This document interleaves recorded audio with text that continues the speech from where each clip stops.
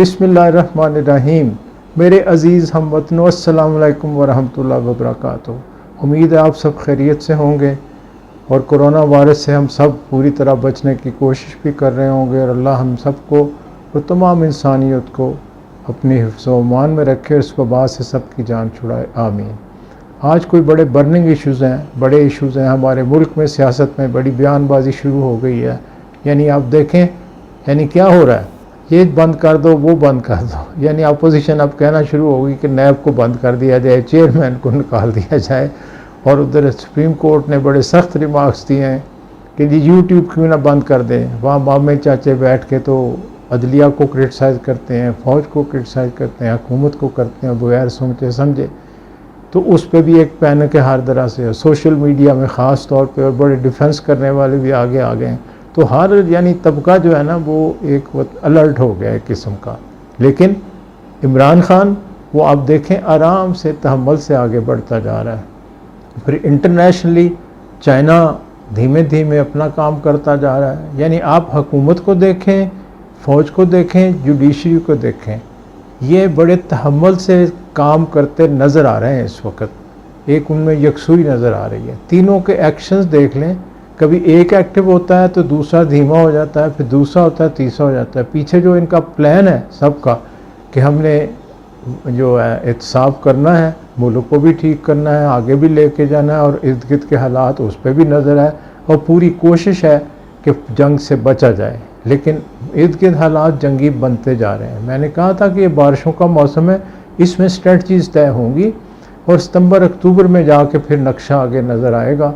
America इसलिए आके जो चाइना सी है उसके अंदर साउथ पैसिफिक में अपनी पूरी मिलिट्री माइट के साथ आगे बढ़ता जा रहा है। अब आज मैंने देखा जापान को भी कहा हमारे साथ ज्वाइन करें, ऑस्ट्रेलिया को पहले कह दिया, इंडिया पहले उनके साथ एक्टिव है। ये चाइना को घेरा डालने की कोशिश कर रहे हैं। लेकिन इस सब के अंदर एक बात वाज़े नज़र आएगी, जैसे पाकिस्तान तहम्मुल से चल रहा है, चाइना तहम्मुल से चल रहा है, इसी तरह रशिया भी तहम्मुल से चल रहा है। अब ये तीनों अलाइज नज़र आते हैं अंदर से। अब जो आगे नक्शा जो बनेगा वो यही नज़र आता है, ये तीन मुल्क प्लस ईरान और इर्द गिर्द के जो इनके साथ होंगे न छोटे मुल्क ने इंडिया के गिर्द, ये एक तरफ होंगे और दूसरी तरफ फिर अमेरिका जो आएगा। लेकिन अमेरिका जंग लड़ेगा नहीं। पिछली दोनों जंगें आप देखें, जंग अजीम जो हैं, अमेरिका आखिर पे शामिल हुआ है। बड़े समझदार हैं वो, दूर भी हैं। अब तो खैर टेक्नोलॉजी और ये कम्युनिकेशन इम्प्रूव होने से अब तो दूर और नज़दीक का फ़र्क नहीं पड़ता। लेकिन वो परेशान है चाइना की डेवलपमेंट से, चाइना की जो इकनॉमिक ग्रिप है उसकी वजह से। तो अमेरिका की परेशानी नज़र आ रही है। फिर उनके लिए जो मसला आ गया अमेरिका के लिए, उनकी कौमी लीडरशिप जो है वो बहुत नालायक है। ये लफ्ज़ मैंने अब इतना अरसा ट्रंप को देख के उसके बाद किया है। वहाँ आप देख लें, कोरोना वायरस की बात में आपको देखें, वहाँ यानी मास्क पहनने के उससे कह दिया कि मैं तो नहीं कहूँगा, आज उसने कहा कि नहीं सब पहनो। मुख्तलिफ स्टेट्स हैं वो रिलक्टेंट थी, लोग खुद नहीं पहनना चाहते थे। अब पैनिक हुआ है, बड़ा है, तो अब वही पॉलिसी रिवर्स कर रहे हैं। यानी उसको एक अखबार है, इकोनॉमिस्ट मशहूर है यूके का, उसने बड़ा खूबसूरत लिखा, उन्होंने कहा कंजर्वेटिव अप्रोच है। कंजर्वेटिव अप्रोच ही होती है पुराने ख्यालात, यानी आहिस्ता आहिस्ता तब्दील होते हैं। हालांकि वो माइग्रेंट है सारे, 500-600 साल से तो वहाँ गए हैं और माइग्रेंट हमेशा बड़ा एक्टिव होता है। लेकिन वहाँ जाकर वो ऐसे सेटल हुए हैं कि वो अपने आप को बचा के रखते हैं। पहले भी अमेरिका की पॉलिसी हमेशा रही है कि दुनिया से अलहदा होकर, वो गए इसलिए थे वहाँ लोग, तो अब अलहदा होकर चले। लेकिन अब उनको नज़र आ रहा है कि अब दुनिया के अंदर तो दुनिया तो अब एक यूनिट है, उसमें आगे बढ़ना है। तो बाकी कौमों के साथ पहले उन्होंने ज़बरदस्ती निपटने की कोशिश की, अब चाइना से निपट के हिम्मत नहीं है और मेरा नहीं ख्याल है कि वो आगे बढ़े। इस पे बाद में आते हैं, पहले अब दाखिली सूरत हाल पे बात करते हैं।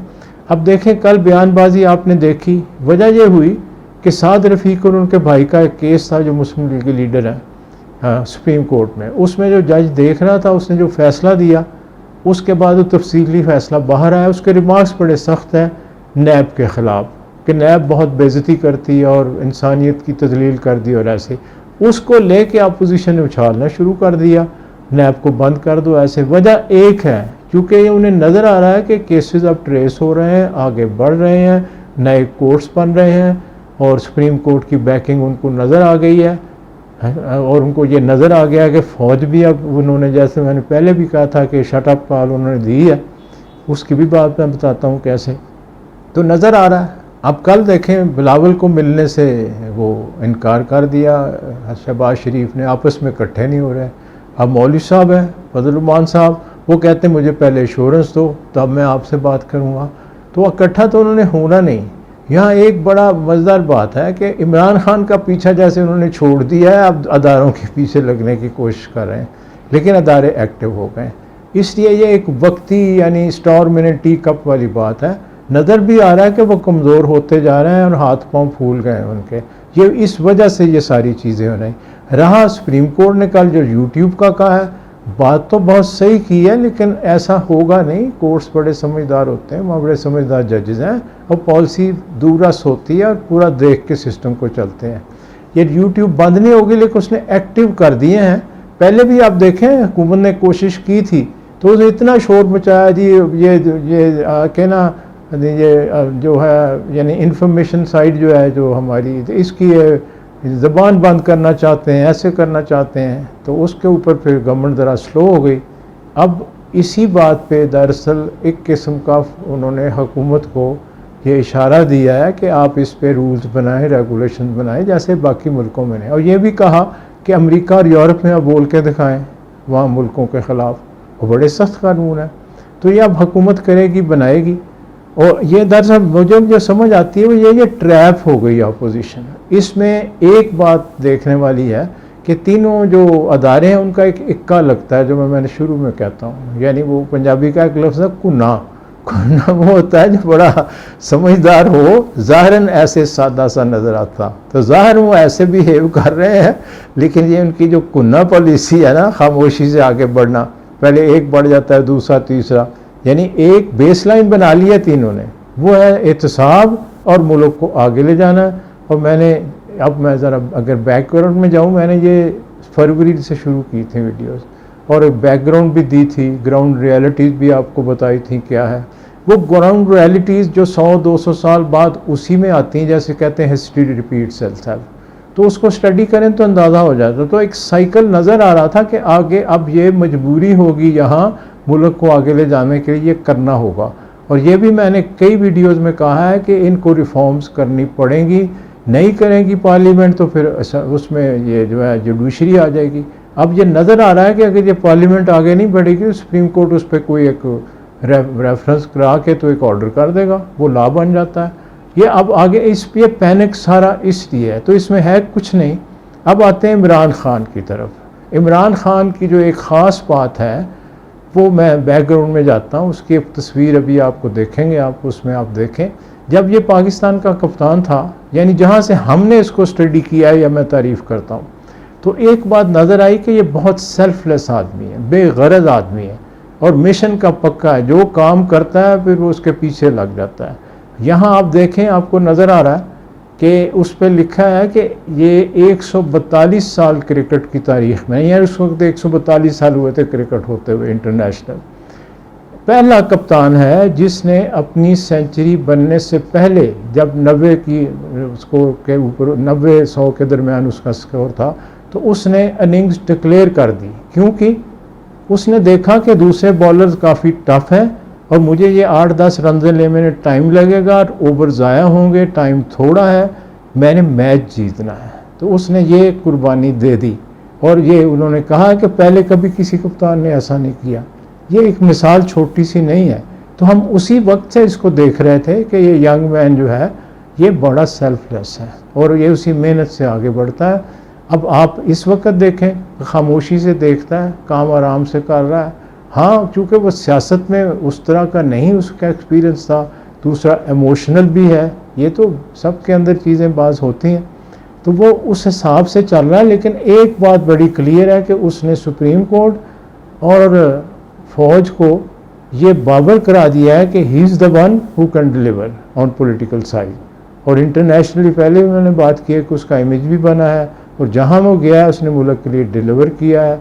कश्मीर के ऊपर देखें, चाइना के ऊपर देखें, अमेरिकन को किस तरह हैंडल किया है, अफ़गानिस्तान में कैसे हैंडल किया, तो ये उसकी प्लस पॉइंट तो हैं। लेकिन लोकल पॉलिटिक्स में, जैसे मैंने पिछली वीडियोज़ में भी कहा था, मैं पिछले रेफरेंस दे रहा हूँ कि ये चीज़ें ग्राउंड रियलिटीज़ जो हैं वो आगे बढ़ रही हैं। तो उसमें आप देखें कि उसने पहले टाइगर फोर्स बना ली, वो खामोशी से काम कर रही है। आगे बाकी सारे डिसहरे हैं इस बंदे, यानी उनको कुछ पता नहीं चल रहा क्या करें, तो अपनी पार्टी को भी ऑर्गेनाइज कर रहा है। और प्लान उसका पूरा है कि अगला एक्शन में जीतूँ, और इस तरह से कि मेरी पूरी फोर्स जो है टाइगर फोर्स, उनको पॉलिटिकल ट्रेनिंग भी हो जाए, लोगों तक उनकी अप्रोच भी हो जाए। और जो डाई हार्ड उसके साथी हैं उनको उसने की पोजीशन पे रखा है, यानी जो सोशल सर्विसेज हैं उनमें ज़्यादा उनका इस्तेमाल हो रहा है और उस पर कोई शिकायत भी नहीं आ रही, यानी अबव बोर्ड वो जा रहा है। इनको ये सब नज़र आ रही हैं चीज़ें। अब उसकी बात एक और मैं यहाँ करना चाहता था कि अब उसके जो दो इश्यूज़ हैं मेन, जो उसको हैंडल करना है, उसके लिए चैलेंज है इसके सबसे बड़ा, मेरा ख्याल है इसमें सबसे बड़ा चैलेंज उसको ये है।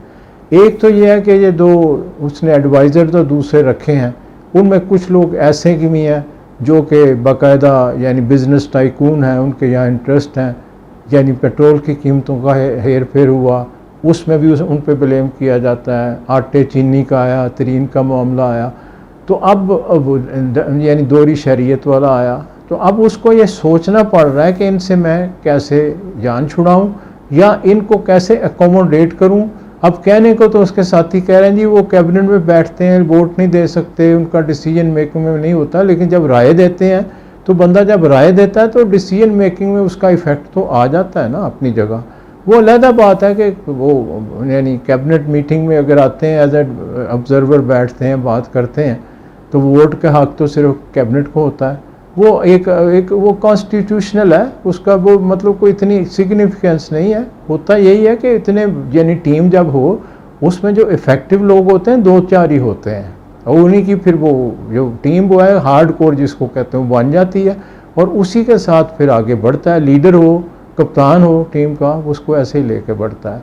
एक दोस्त ने पिछले दिनों ये भी सवाल किया था कि इमरान खान को लाया गया है या इमरान खान का अपना करिश्मा है या कुदरत। देखें बात ये है, हालात जब आगे बढ़ते हैं तारीख़ में इसी तरह ही हुआ करता है, जब हालात बहुत बुरे हो जाते हैं तो अल्लाह की ज़ात बंदे की मदद करती है और वो अपनी तरफ से कोई ना कोई ऐसे भेज देती है लोग जो कि काम कर सकें, नाकाम हो या कामयाब हो, ये उनकी अपनी अहलियत पे होता है, अपनी कोशिश पे होता है।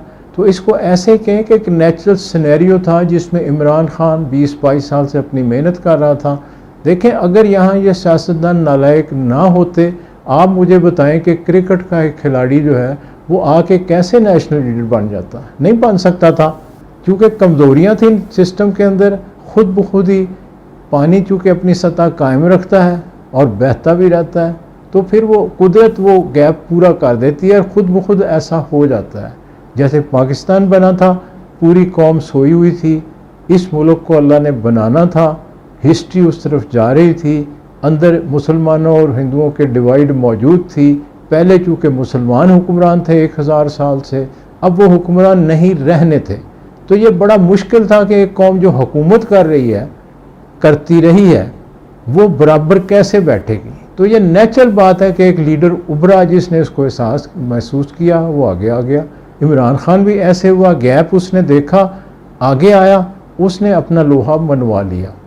अब रहा काम करने का अंदाज़ उसका, उसमें बहुत से नकाइश भी हैं, कोशिश वो करता है, यानी कोई मैच्योर पॉलिटिशियन होता तो बहुत से इश्यूज जल्दी हैंडल कर लेता, क्योंकि उसने चीज़ें देखी होती, गवर्नमेंट मशीनरी को समझता होता, इकोनॉमिक टीम जो है शुरू से ठीक लाता। उसने अब कुछ तो एक्सपीरियंस किए, कुछ कामयाब हुए, कुछ नहीं हुए, लेकिन उसकी जो वननेस है और सेल्फनेस है, यानी काम का मिशन लेके आगे बढ़ना और अपनी ज़ात को उसमें इन्वॉल्व ना करना, उसकी वजह से वो कामयाब है। ये अल्लाह की तरफ से है उसके अंदर। क्रिकेट में भी हमने देखा, मैंने मिसाल आपको दी है। तो अब उसके दो इश्यूज़ हैं, एक तो ये जो है लोग इनको निकाले कैसे। इसमें जो मुझे समझ आती है उस पर प्रेशर ये है कि ये वो लोग हैं जो उसके साथ बड़े शुरू से काम कर रहे हैं और उसके वो फ़ैन भी हैं, यानी और साथ उसके काम भी करते रहे हैं।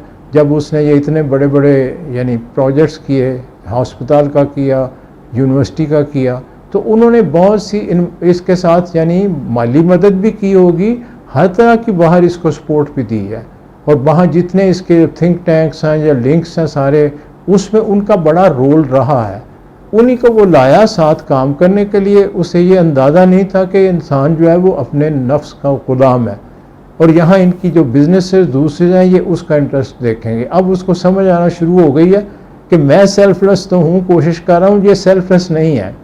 मेरी ज़ात के साथ उनका था, वो उतनी हद तक तो जाएंगे। इसी तरह यहाँ जो लोग शामिल हुए उनका भी उसको अंदाज़ा आ गया, उन्होंने पैसे भी लगाए इसके इलेक्शन में, इसके जलसों पे भी स्पेंड करते थे, जितने ये आपके सामने हैं अरबपति सारे जो इसकी पार्टी में हैं। अब उनको निकालना, उसको ये भी नज़र आता है। यानी एक तरफ ऑब्लिगेशन है उनकी, उसमें उसने देखना कि आगे कैसे बढ़े। एक बात याद रखें, जब बंदा तख्त पे बैठता है तो फिर वो किसी का सका नहीं होता। आपके सामने मिसालें हैं तारीख़ में, आपने बहुत से ड्रामों में भी देखी होंगी, तारीख़ भी देखी होगी।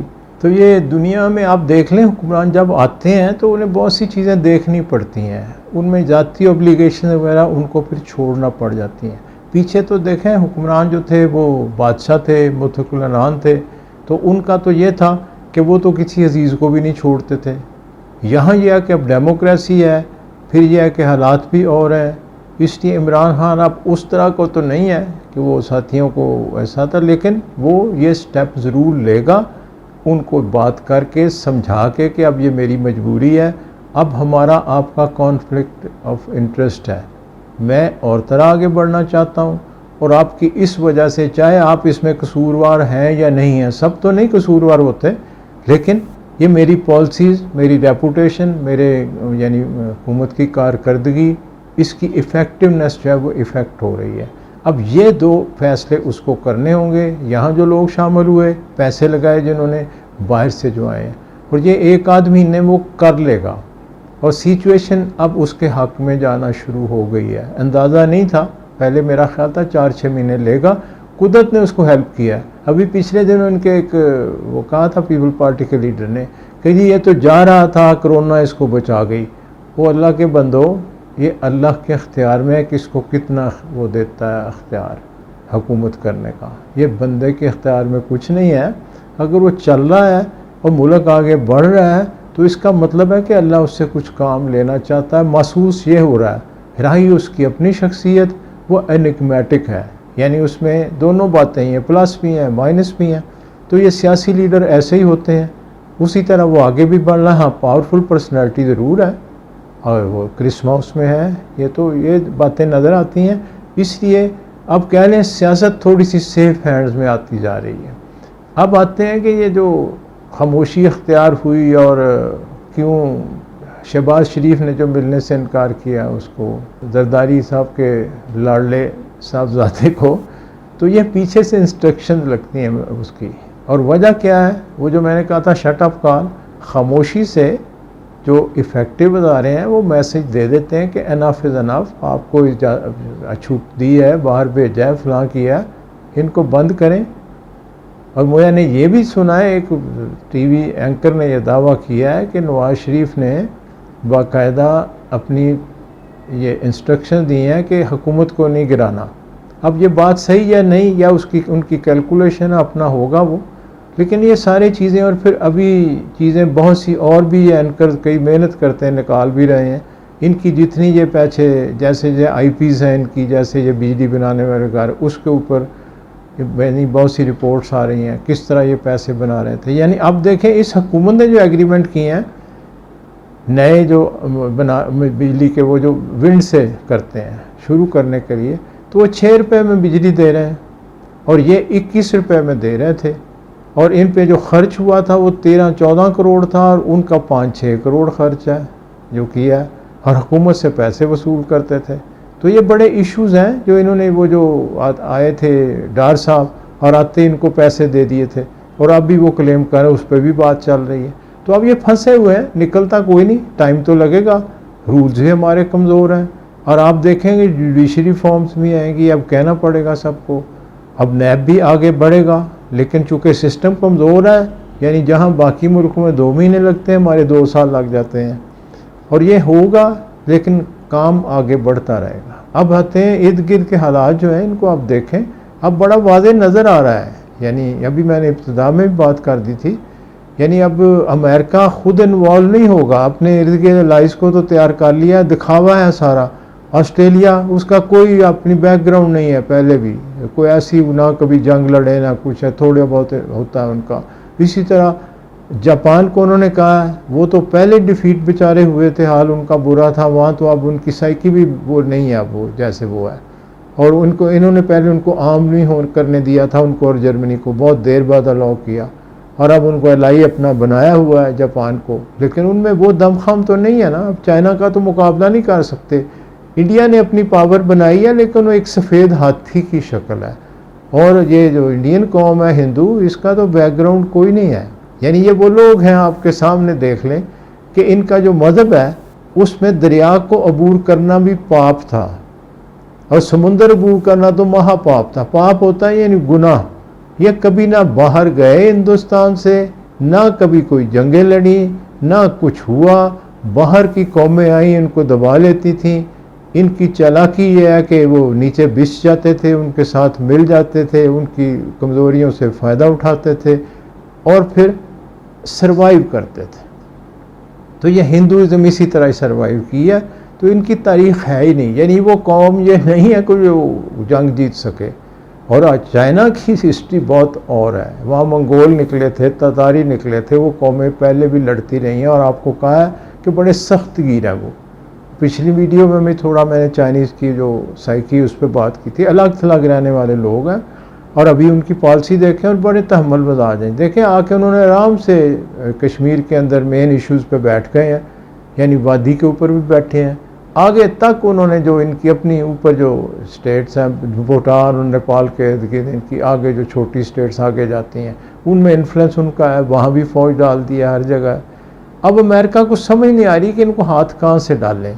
तो मुझे लगता नहीं है कि बड़ा कॉन्फ्लिक्ट अभी बनेगा या कोई थर्ड वर्ल्ड वार हो जाएगी जैसे बड़े लोग प्रेडिक्ट कर रहे हैं। ये बड़े जंगें टाइम लेती हैं लगती। लेकिन इंडिया पाकिस्तान की वार चूँकि बड़ा वाज़े हदीस में मौजूद है, वो होगी और ग़ज़वा हिंद होगा, लेकिन टाइम उसमें लगता नज़र आ रहा है। ये बड़ी जंगें ऐसे होती भी नहीं, लेकिन प्रिपरेशन उसकी हो रही है। जैसे इब्तिदा में हमेशा मैंने अपनी वीडियोज़ में कहा कि पाकिस्तान को अल्लाह ने ख़ुद बनाया है किसी मकसद के लिए, और अभी अरब होते तबाह होते आप देख रहे हैं उनके क्या हालात हैं। इसी तरह से आप देखें ईरान खुद ब खुद वो झुक गया है, चाइना के साथ आ गया है। तो ये नज़र आ रहा है सिचुएशन क्या है। देखें चाइना का इंटरेस्ट सिर्फ एक है, ये जो प्रेशर आप देख रहे हैं एक है, वो जो अपनी इकोनॉमिक पॉलिसी है उसको अब वो एक मिलिटेंट माइट दिखा के सिक्योर कर रहा है। पहले उसने वैसे खामोशी से काम किया जब अमेरिका इधर उधर फंसा हुआ था। अब अमेरिका ने जब सर उठाया तो उसने भी अपने आप को अपना मिलिटरीली अपना एक्टिव करके दिखा दिया कि जो उसकी यानी ये सी पैक है, दूसरे हैं, वो इनके उन्होंने बता दिया कि मैं ये बर्दाश्त नहीं करूँगा कि मैं जो काम कर रहा हूँ अपना, ये इसके ऊपर कोई आके दखल अंदाजी करे। ये मैसेज है इंडिया के लिए भी, बाकियों के लिए भी। ईरान को भी साथ मिलाया। अब अरबों को आना पड़ेगा उनके साथ, अब उनके वो पैसे नहीं हैं, वहाँ रिवोल्ट का बड़ा ख़तरा है। वहाँ उनकी हुकूमतें जो हैं वो तो ऐसे ज़बरदस्ती बैठी थी। यानी सऊदीया में भी आप देखें, वहाँ वो बादशाह साहब बीमार हैं और वो क्राउन प्रिंस ज़बरदस्ती बनाया था। आपको पहले भी बताया था कि वो ये ट्रंप का जो दामाद है ये वो यहूदी है, वो उसका वो क्लास फेल हुआ है या यूनिवर्सिटी फेल हुआ है, उन्हीं के कहने पे उसको मुझे वलीअहद बनाया था। इनका जो बाप था अब्दुल अजीज़, उसने एक लाइन दे दी थी, उसके कितने 100 के कितने बेटे थे, बहुत शादियां की थी उसने, तो उसने एक लाइन बना दी थी कि ये लोग मेरे बाद होंगे बादशाह। तो अब तक कोई चेंज नहीं आई थी, उसी तरह ही। तभी ये जो आता है बड़ा बूढ़ा होता है, अब वो इतनी उनकी उम्रें हो गई सबकी। तो अब जो इनके बाद बनना था, उसका चचा कह लें इस वक्त जो क्राउन प्रिंस है उसका, तो वो अब उसको इन्होंने यानी पकड़ा भी था, वो भी किया था, वो शहजादे उसके साथ हैं। तो वहाँ भी ये डर है। ये जो हज का आप देख रहे ना कि 1000 बंदा सिर्फ बुलाया, वो भी लोकल और फलां, ये अंदर से घबराए हुए हैं, कहीं भी को कट होना नहीं देना चाहते। तो ये इश्यूज़ उधर भी हैं सारे। तो ये सारी चीज़ ज़ाबित करती है कि अमेरिका की पॉलिसीज़ फेल हो गई हैं और चाइना सिर्फ अपनी इकोनॉमिक पॉलिसी को लेके आगे बढ़ रहा है, जो शुरू से उसकी पॉलिसी हमेशा यही रही है, वो कामयाब भी हुआ है। अब उसने मिलिट्री माइट दिखाना शुरू किया है और मेरा ख्याल है चाइना आखिरी मुल्क होगा जो बड़ी जंग में जाएगा। अब पाकिस्तान को देखें, आपको बड़ा तहम्मुल नज़र आता है, यहाँ आराम से आगे बढ़ रहे हैं, खामोशी से देख रहे हैं, कॉन्फिडेंस नज़र आ रहा है, फ़ौज में भी आ रहा है, इर्द गिर्द भी आ रहा है सारे। ये खामोशी से वाच कर रहे हैं और देख रहे हैं कि सिचुएशन हमारी फेवर में हो रही है। जितना आगे ये बढ़ेगा काम, उतना हमारी सिचुएशन फेवर में होगी, क्योंकि चाइना को अगर इंडिया को अगर चाइना के साथ इन्वॉल्व अमेरिका ने करना चाहा तो वो साउथ पैसिफिक में उधर करेगा जहाँ उनके अपने इंटरेस्ट हैं। यहाँ तो उनका कोई इंटरेस्ट नहीं कश्मीर में, लेकिन चाइना ऐसा करने नहीं देगा उनको। वो उनको पता है कि वहाँ ताइवान जो है ये एकदम, ताइवान उनके लिए मुश्किल नहीं है कब्ज़ा करना, जो उनके करीब उनका अपना ही वो जो मुल्क है जिसको इन्होंने अलहदा करके वहाँ डेमोक्रेसी, वेस्टर्न डेमोक्रेसी रखी थी। जब इनकलाब आया चाइना में मेन, तो वो एक जजीरा है बहुत बड़ा, काफ़ी 1.5-2 करोड़ की आबादी है, तो वो तो उनको वो उनका इंटरेस्ट वहाँ है, क्योंकि उधर से अमेरिकन जो है उनके सारे इंटरेस्ट उधर हैं सारे, इधर तो उनका वो उस तरह का इंटरेस्ट नहीं है। तो इसलिए अब इंडिया को इन्वॉल्व वहाँ करना चाहेगा, इंडिया वहाँ होना नहीं चाहेगा, तो ये बड़ी सिचुएशन अजीब है। एकदम ये वार होने वाली नज़र नहीं आ रही। हाँ, वो अलहदा बात है कि अल्लाह का कोई फ़ैसला आ जाए, अचानक को गलती हो जाए, जो ऐसे टेंशन में हुआ करती है। ज़हनी तौर पे हम सबको इसके लिए तैयार रहना है कि अचानक भी कुछ हो सकता है। ये पॉसिबिलिटीज़ होती हैं तारीख़ में, जितने पिछले बड़े कॉन्फ्लिक्ट्स हुए हैं वो ऑल ऑफ ए सडन हुए हैं, और उसकी वजह बहुत मामूली होती थी। बड़ी वजह और होती थी, ग्राउंड रियलिटीज़ और होती थी जंग की, लेकिन वो टेंशन इतना हो जाता था कि एक छोटी सी गलती, गलत फहमी बल्कि कह लें, उस पर जंग शुरू हो गई, फिर वो हर कोई कूदना शुरू हो गया, वो ये पता नहीं होता। तो ऐसी सिचुएशन इसलिए ख़तरनाक होती है। तो ख़तरनाक तो ये है, उससे हम सब गुज़र रहे हैं, और अल्लाह अपना फजल करे सब पे, कौमों को अकल समझ आ जाए, और इसी तरह कोरोना वायरस से भी सबको निजात मिल जाए। सबके लिए दुआ है, आप मेरे लिए दुआ करें, मैं आपके लिए दुआ करता हूँ। अल्लाह आपको खुश रखे और कामयाब रखे, और इस मुसीबत से सबकी जान भी छुड़ाए, और हमारे मुल्क को हिफ्ज़ मान में रखे, और जंगी हालात भी बदल जाए, मुल्क आगे तरक्की करे, और यहाँ जिस मकसद के लिए बना है मुल्क, उसमें आगे बढ़ता चला जाए। आमीन। अल्लाह हाफिज़। फिर इंशाअल्लाह जल्दी मिलते हैं। मेरा सलाम कबूल करें, और नए जो दोस्त हैं उनको भी, और सब के लिए मेरी गुजारिश है कि इस चैनल को आप सब्सक्राइब भी करें, लाइक भी करें, और बेल का बटन दबाएं, और दोस्तों को भी इतला दें।